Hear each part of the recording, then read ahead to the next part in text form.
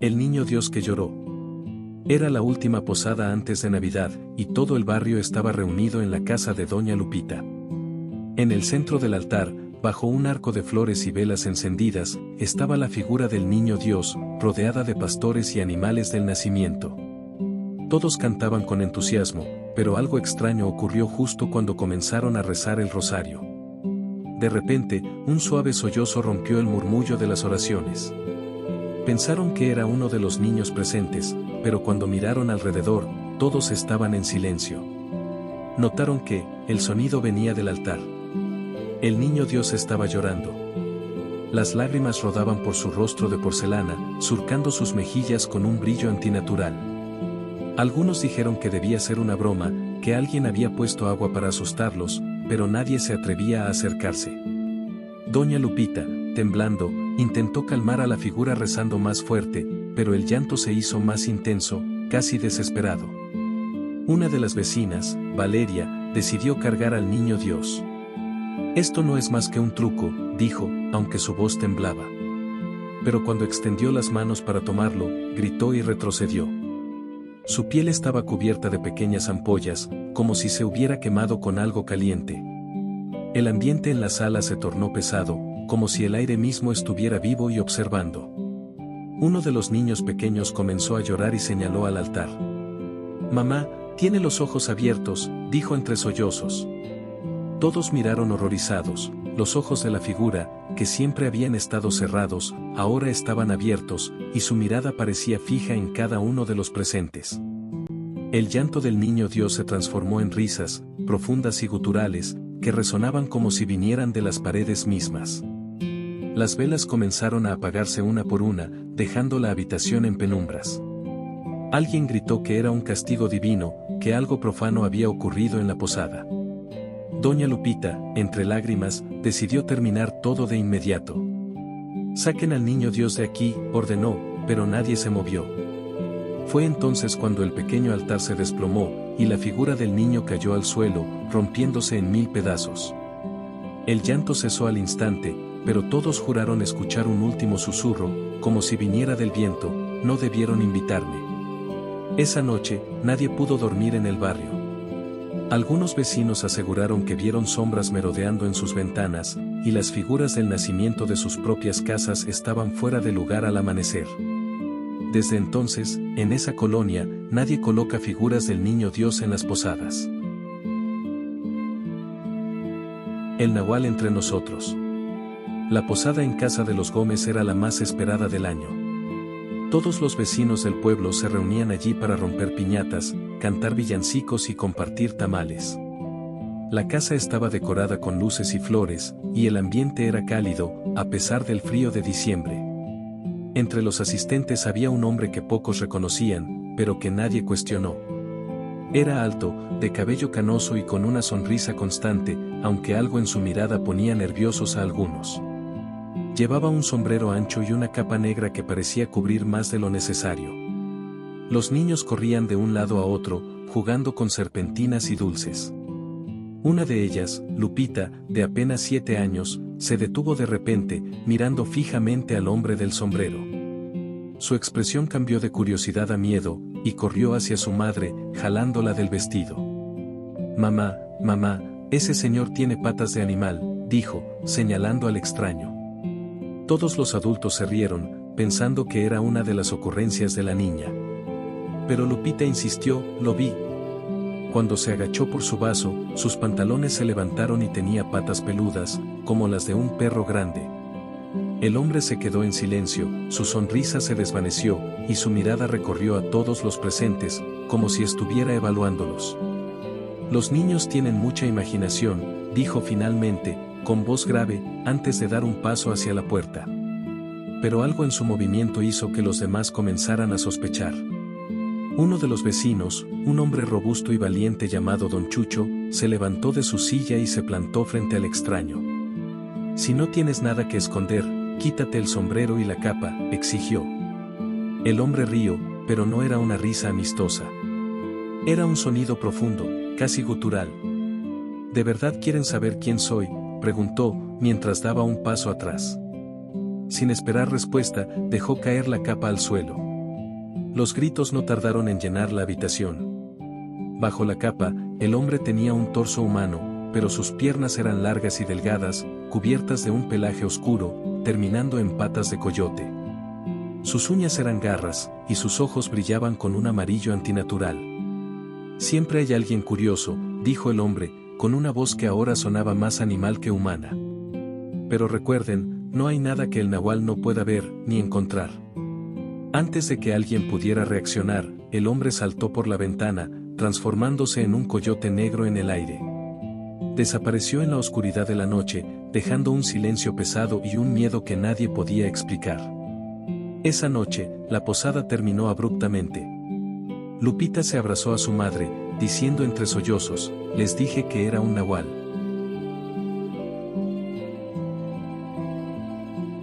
El hombre que se convirtió en coyote.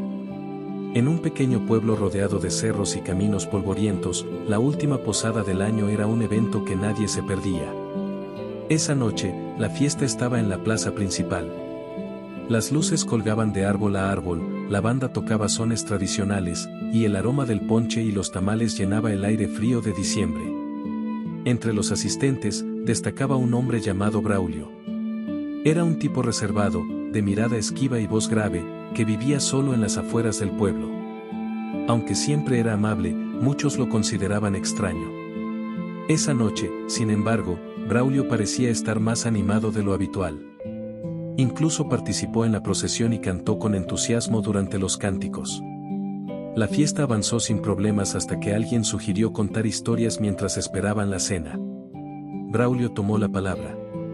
«¿Quieren saber un verdadero secreto de estas tierras?», comenzó, con una sonrisa que no alcanzaba sus ojos. «En este pueblo, no todo es lo que parece. A veces, lo que ven con sus ojos no es la realidad, a veces, somos más de lo que aparentamos». Todos rieron incómodos, pero Braulio no dejó de hablar. Con cada palabra, su tono se volvía más oscuro. Narró leyendas de nahuales, hombres que podían tomar forma de animales, y cómo aprovechaban las noches de fiesta para confundirse entre las sombras.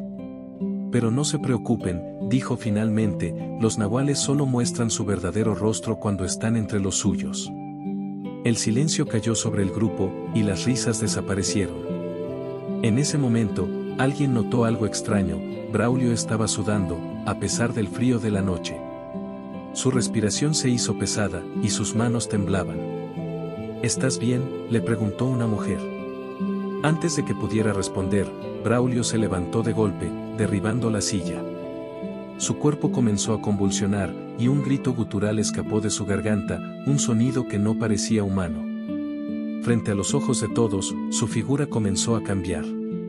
Sus brazos se alargaron, su piel se cubrió de un pelaje gris, y su rostro se deformó hasta convertirse en un hocico. Sus ojos brillaban con un amarillo sobrenatural. Lo que antes era un hombre, ahora era un enorme coyote.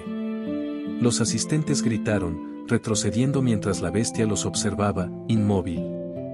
Braulio, o lo que quedaba de él, levantó la cabeza y soltó un aullido que resonó en toda la plaza. Luego, sin más, se echó a correr hacia el monte, desapareciendo en la oscuridad. Nadie se atrevió a seguirlo. Cuando la calma regresó, un anciano tomó la palabra: «Nadie debe hablar de esto. Si lo hacemos, podría volver, o algo peor podría venir por nosotros». Desde esa noche, en el pueblo, nadie menciona a Braulio ni habla de nahuales.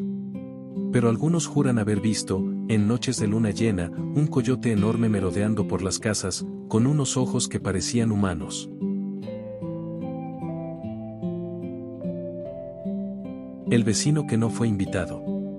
La posada de esa noche era en casa de los Hernández. Como cada año, todos los vecinos habían sido invitados, y la calle estaba llena de risas, velas y cánticos. La procesión terminó frente al portal adornado con luces y flores, donde comenzaron a servir tamales, atole y ponche. Entre los asistentes, había un hombre que nadie parecía reconocer. Vestía un sombrero viejo, un zarape desgastado y botas cubiertas de polvo. Tenía una mirada intensa que incomodaba, pero nadie se atrevió a preguntarle quién era. Después de todo, las posadas siempre atraen a algún amigo de un amigo. ¿Ya llegaron las brujas a este barrio?, preguntó de pronto el hombre, rompiendo el bullicio. Los presentes se quedaron en silencio, confundidos.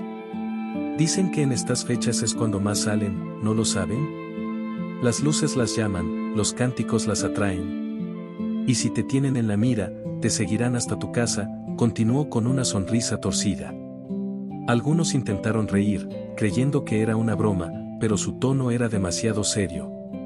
Comenzó a contar historias, de brujas que se convertían en bolas de fuego y de mujeres que desaparecían al quedarse solas. Cada palabra que decía parecía llenar el ambiente con un frío inexplicable. Una de las vecinas, doña Teresa, lo interrumpió nerviosa. Bueno, ¿y usted de dónde viene? No recuerdo haberlo visto antes. El hombre solo sonrió y señaló hacia el cerro que se veía a lo lejos. De allá. Pero no se preocupen por eso, más bien, preocúpense por lo que las brujas puedan querer de ustedes esta noche. Nadie dijo nada más, y el ambiente se volvió tenso. El hombre se sentó en una esquina, observando, mientras los demás intentaban seguir con la fiesta. Pero cada vez que alguien reía o hablaba, sentían que sus palabras eran opacadas por la presencia de aquel desconocido. Cuando la cena estuvo lista, alguien notó que el hombre ya no estaba. ¿Y el vecino?, preguntaron, pero nadie lo había visto salir. Buscaron por toda la casa, en el patio, en la calle, pero no había rastro de él. Lo más inquietante fue cuando don José, uno de los organizadores, revisó la lista de invitados. Nadie lo había invitado, ni siquiera sabían su nombre. Esa noche, varios vecinos aseguraron que vieron sombras moverse entre los árboles cerca de sus casas, y los perros no dejaron de ladrar hasta el amanecer. Al día siguiente, encontraron marcas extrañas en el suelo del lugar donde el hombre había estado sentado, un círculo quemado con símbolos que nadie pudo explicar.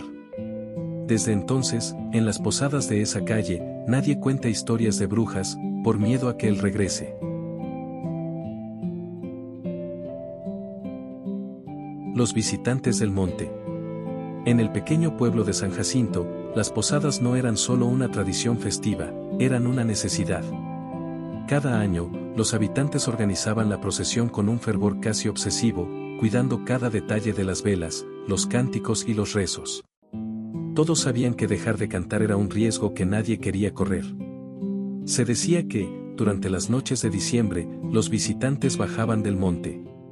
Nadie sabía qué eran exactamente, pero las historias hablaban de figuras altas, sombras humanoides con ojos brillantes que se movían en silencio entre los árboles, acechando las casas donde el silencio reinaba. Esa noche, la posada había comenzado como siempre. Los vecinos caminaban en fila, sosteniendo sus velas y entonando los cánticos con fuerza. El aire frío traía consigo el eco de sus voces, pero también algo más, un susurro distante, como pasos entre las hojas. Don Eusebio, el anciano del pueblo, lideraba la procesión. No dejen de cantar, les recordó en voz alta. Ellos escuchan, y vienen por quien guarda silencio. Entre la multitud estaba Toño, un joven que había regresado al pueblo después de años de vivir en la ciudad. Siempre había pensado que las historias de los visitantes eran solo cuentos para asustar a los niños. Pero esa noche, algo en el aire lo hacía sentir incómodo. Mientras caminaban, Toño notó algo extraño. En la parte trasera de la procesión, una figura alta seguía al grupo. No llevaba vela, y su rostro estaba cubierto por una sombra que la luz no lograba atravesar. ¿Quién es ese?, preguntó a su prima, pero ella solo le dio un codazo. No preguntes. Solo canta, le susurró, con los ojos llenos de miedo. Toño quiso insistir, pero entonces lo escuchó. Entre los cánticos de los vecinos, un ruido bajo, gutural, como un gruñido. Miró hacia atrás y la figura estaba más cerca. Ahora podía ver que sus ojos no eran normales, brillaban con un rojo antinatural. La voz de don Eusebio resonó de nuevo, canten más fuerte. No dejen espacio para el silencio. Toño trató de unirse al canto, pero el miedo le cerró la garganta. En ese instante, un vecino a su lado dejó de cantar. Estaba nervioso, mirando hacia el monte, y su voz se apagó. La figura oscura se detuvo un momento, como si lo oliera, y luego se lanzó hacia él. Un grito desgarrador rompió el aire, pero nadie miró atrás. Don Eusebio siguió cantando, más fuerte que antes, y los demás lo imitaron. Toño sintió que las lágrimas corrían por su rostro, pero no dejó de mover los labios. Cuando la procesión terminó frente a la casa designada, todos entraron rápidamente. La figura había desaparecido, pero el vecino ya no estaba con ellos. Nadie mencionó su nombre, y la posada continuó como si nada hubiera pasado. Esa noche, Toño no pudo dormir. Desde la ventana de su habitación, miró hacia el monte, donde creyó ver dos luces rojas brillando entre los árboles.